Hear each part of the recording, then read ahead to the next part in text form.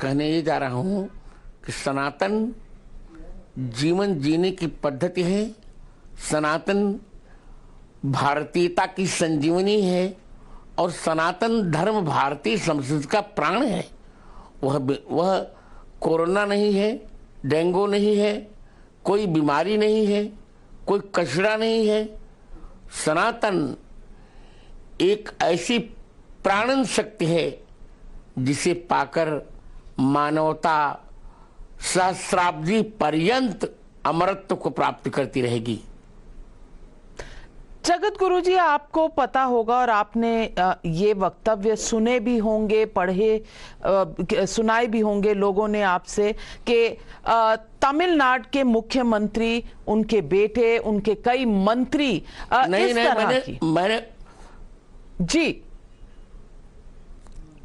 मैंने सुनिए नबिका जी, मैंने स्वयं सुना है और पढ़ा है। तमिलनाडु के मुख्यमंत्री का बेटा, जिसे लोग उदयनिधि कह रहे हैं, सनातन धर्म पर गलत टिप्पणी करके अब वह उदयनिधि अस्तनिधि होने जा रहा है। वो अस्त होगा, उदित नहीं होगा, क्योंकि सनातन धर्म की परंपरा को प्राप्त कर भगवान राम ने रामत्व को प्राप्त किया। मर्यादा पुरुषोत्तम श्री राम से लेकर महात्मा गांधी पर्यंत सभी महापुरुषों ने, महाविभूतियों ने सनातन धर्म की छत्र छाया में अपना जीवन प्राप्त करके धन्यता का अनुभव किया। इसलिए सनातन धर्म का कोई अंश ऐसा है नहीं जो विवादित हो, जो भारत को विखंडित कर रहा हो। भारत को चरम शिखर तक ले जाने के लिए सनातन धर्म, मैं तो कहूंगा, स्वर्णिम सोपान है नबिका जी। लेकिन जगत गुरु जी, तमिलनाडु सरकार में कुछ ऐसे मंत्री हैं जो कह रहे हैं कि हाल ही में बना एक राजनीतिक दल जिसने अपना नाम इंडिया रखा है, उनका ये एक राजनीतिक संकल्प है और ये गठबंधन इसी बात पर बना है कि सनातन पर अटैक हो, सनातन को जड़ से खत्म किया जाए।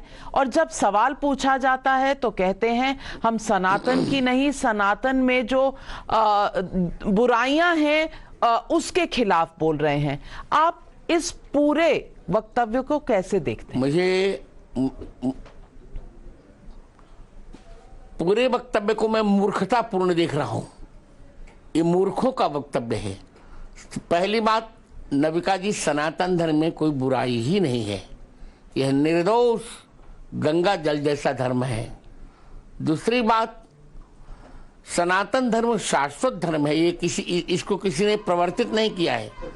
जब से सृष्टि चल रही है तब से सनातन धर्म है। एष धर्म सनातन, यतो धर्म सनातन, ये नित्य धर्म है। इसे मुझे तो यही लगता है कि विदेशी ताकतों के सह पर यहाँ एक ऐसा गठबंधन बनाया गया जिसको हम कहते हैं इंडी गठबंधन। वो सनातन धर्म को समाप्त करने की साजिश रच रहा है, जिससे देश विघटित हो, विभाजित हो, परस्पर कलह हो और फिर गुलामी की ओर चला जाए। जगत गुरु जी, रामचरितमानस, आप राम जी की बात कर रहे हैं, यहाँ तो रामचरितमानस पर उल्टे सीधे सवाल उठाए गए हैं और अब सनातन पर बिहार के मंत्री हैं चंद्रशेखर जी, उन्होंने तो कहा है रामचरितमानस जहर की तरह है, पोटेशियम साइनाइड की तरह है। आप मानते हैं ये एक सोची समझी राजनीति है? मैं सोची समझी राजनीति नहीं, ये राक्षसी नीति है।